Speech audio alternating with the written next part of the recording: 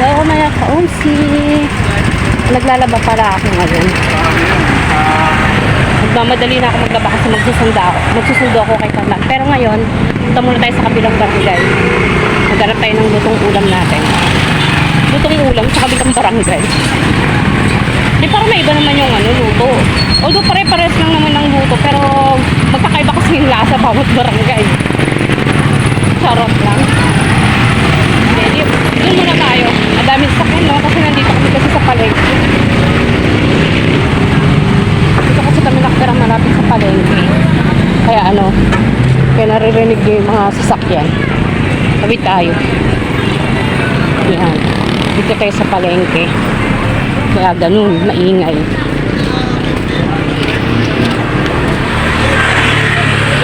Kanina pa ako gising. Alam mo, tulog, mga alas 4 yata ako natulog. Tapos nagising ako ng 5:20. Kaya parang inaantok talaga ako. Balihin natin ko lang yung labahan ko. Kasi bukas na yung iba. Kasi alam nyo, nangangatog yung tuhod ko. Siguro sa kulang sa tulog. Tatay sa Espinita. Mag-shortcut tayo para mabilis tayo sa bibilang ko ng ulam. Kasi yun ang oras na alis din ako kaagad dahil magsusundo nga ako kay Tantan. Wait lang. Close muna natin yung pahal natin. Hindi tayo kakasya sa Espinita.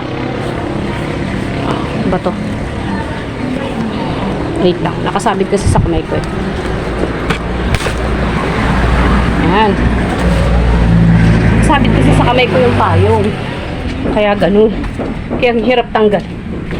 Nandito tayo sa diba? Puro sa Espinita. Sa bahay namin Espinita din. Sa pader. Tapos dito Espinita. Wala, hindi ako pwede sa baha. May parang mabaha dito, matubig. Ayan, pa man din yung paa ko. Wala. Wait lang. May matubig dito. May sugat yung paa ko. Kailangan ko pumilid. O, diba nakita nyo yung dinadaanan natin? O, pader, pader. Parang sa bahay lang din namin. Diba sa pader? Ito. Hindi po pwede ang dalawang tao doon sa pader. Hindi kakasya. Wait lang. Buksan natin yung ulit yung payong. Oh, char! O, diba? Yan. Buksan ulit natin yung payong kasi mainit.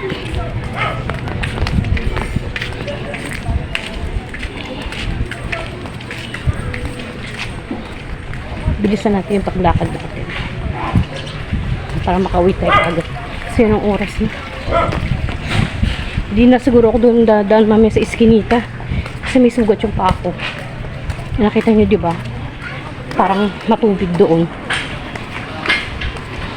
Iisip ako saan ako dadaan mamaya na mapabilis yung pag-uwi. Takpan natin yung camera natin. Kasi may mga tao. Yung iba kasi ayaw masama sa sa pagbibideo. Siyempre, respeto natin sila. Kaya, nitid natin takpan. Yung mga batang naglalaro doon sa likod. Yan. Malapit na tayo.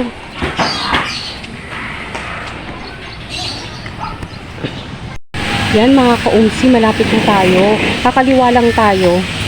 Tapos doon bilihan natin ang lutong ulam. Dito maraming puno dito, pansin nyo.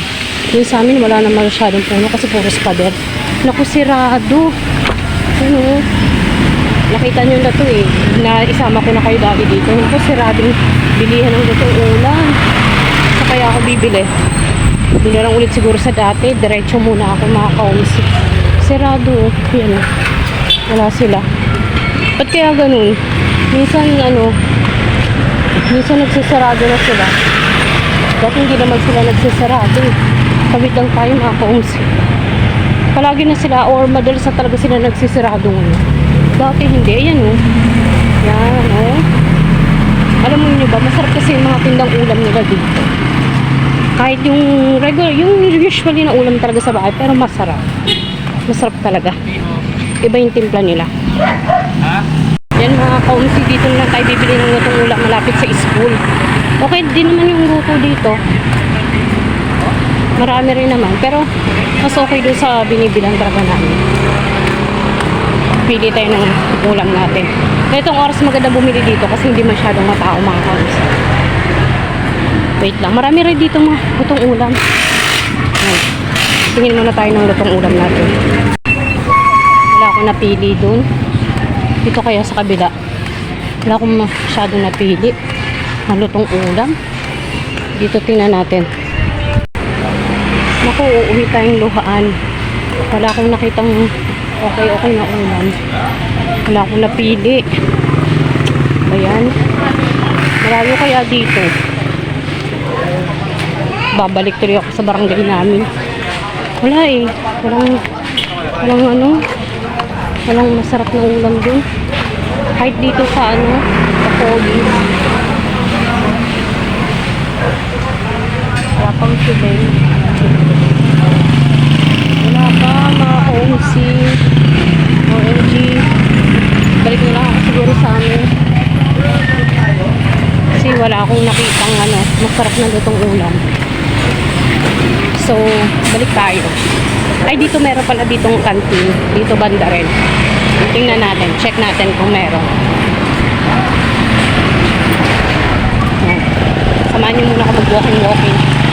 Ang kainito, naglalagas na yung dahon ng kainito. No, 11:30 na. Kumakahala ako eh. Lakas manggulag. Malapit na yung malapit na magsusundo ako. So yan, dito tayo. Meron din ditong canteen. Ay wala, sirado rin. Anyari, baka nagsisirado sila. Wala oh, yan oh, may mga nakahiga dyan. Canteen din yan. Wala, sirado. Ay, nako naman oh. Minamalas yata ako ng araw na to ah. Wala yung bibilang ko ng ulam. So, doon na lang siguro tayo. Daming lansones. Malalaking lansones. Daming titinda ng lansones. Oo, puro sirado. Yan yung mga yan. Tindahan din yung lutong ulam. Puro sirado sila. Oh, no choice. Balik tayo dun sa barangay namin. Okay lang naman, nakapaglakad din tayo. At least naka-exercise tayo, di ba? Masarap ng tinapay sa bakery. At least naturid ko kayo dito. So, ayan. Wala tayong napala ng abels. Doon na lang siguro sa amin. Titingin ako ng ulam. O, biruin nyo. Ilang sablit na lang. Magsusundo na naman ako. Mamaya update ko kayo mga komisig ko pag ano. Sundo na tayo kay Tanta. Pero ngayon, uwi muna tayo. Kasi sasampay muna ako bago tayo susundo. Ganda ng mga pulis. Bagay kaya sa akin. Char! Feeling sexy ka po. Feeling sexy tayo, di ba? Bilisan na natin maglakad. So, na oras. Overtake na tayo kay ate.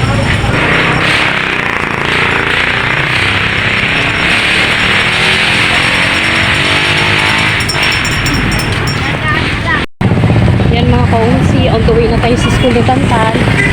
Sobrang dami ng sasakyan. Susundo na tayo. Kapasakan ito ng mga pang alas 12. Mga bata.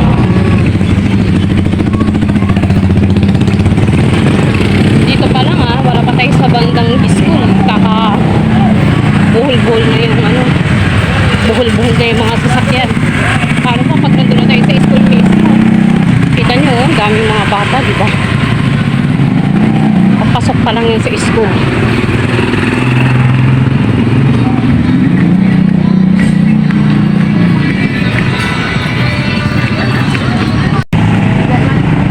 Yan mga homes, ganito yung buhay sa amin dito.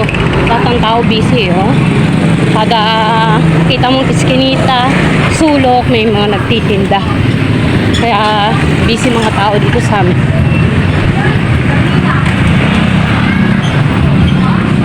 Try ko, hirap pagmadali. Yan, nakatawid tayo. Grabe ingay ng sasakyan. O, diba hindi nyo na ako marinig sa ingay ng sasakyan? Tumawid na pala ako.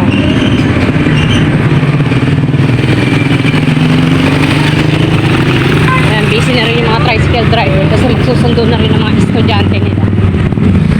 Yung iba kasi dito may mga service, mga tricycle. Siyempre, malaking bagay din yun sa mga tricycle driver, di ba? Para may extra kita sa luwing. Ganda ng bulaklak ko, color violet at pink. Sa amin kasi walang ganyan. Ayan, tingnan. Update ko kayo mamaya. Nasa school na tayo. Pag nakita na natin si Tantan. Oh, andito na tayo sa school ni Tantan. Dito po. Ayan. Dito na lang siguro. Dito na tayo maghihintay. Ayan, dito na tayo sa iskinita maghihintay. Oh, hindi na tayo makakausad dyan. Dito na lang tayo siguro. Hintay kay Tantan. Tayo sa iskinita. Uwian na.